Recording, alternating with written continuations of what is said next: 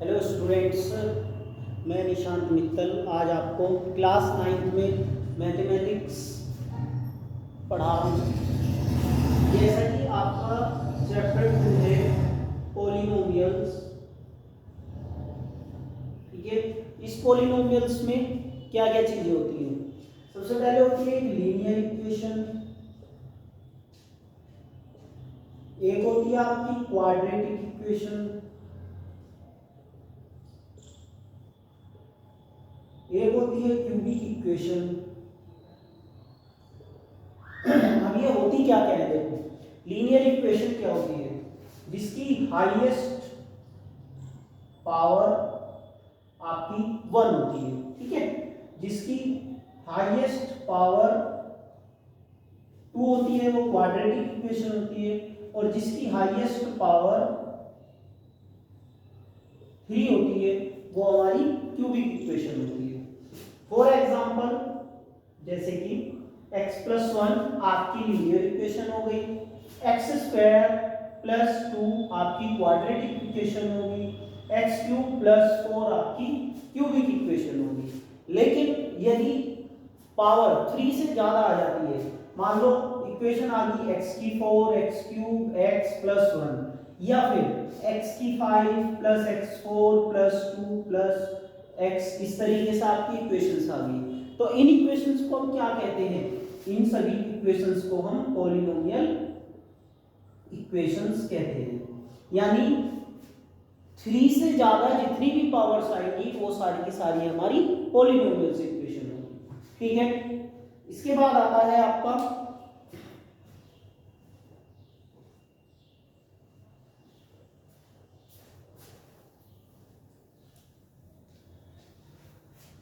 Next topic आता है किसमें, कोफिशिएंट।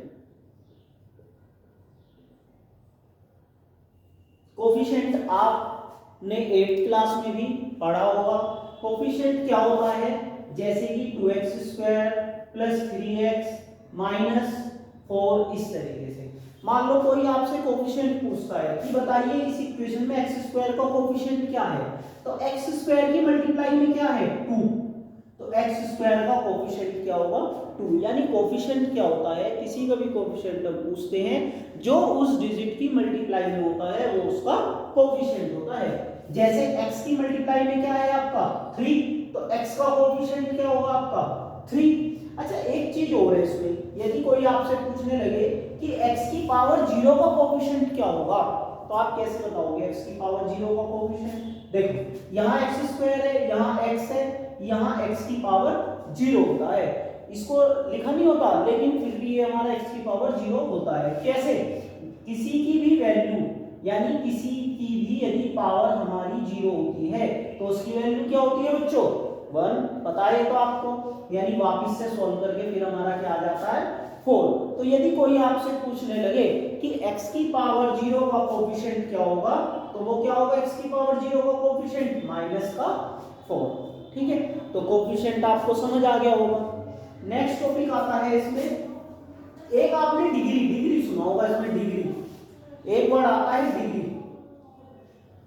ठीक है, और एक होता है पावर।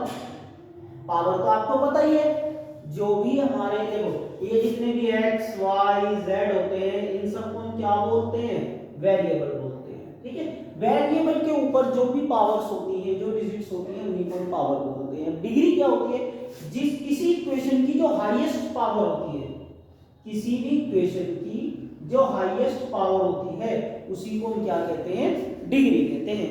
अच्छा, कांस्टेंट वैल्यू क्या होती है, जितनी भी डिजिट्स होगी जैसे 2 3 या 47, ये सारी की सारी हमारी क्या होती है, कांस्टेंट वैल्यू होती है। ठीक है, अच्छा पावर पता चल गया आपको, डिग्री पता चल गया। मैंने आपको लीनियर इक्वेशन, क्वाड्रेटिक इक्वेशन और क्यूबिक इक्वेशन ये भी आपको बता दी, कोफिशिएंट भी बता दिया। ठीक है, अच्छा पॉलिनोमियल इक्वेशन कौन सी नहीं होती, देखो ये तो आपको पता ही है कि पॉलिनोमियल इक्वेशन ये सब हमारी पॉलिनोमियल इक्वेशन हम सबको कह सकते हैं, लेकिन कौन सी नहीं होती, पॉलिनोमियल इक्वेशन कौन सी नहीं होती, कौन सी नहीं होती, मान लो रूट के अंदर वेरिएबल आ गया, वो नहीं होती।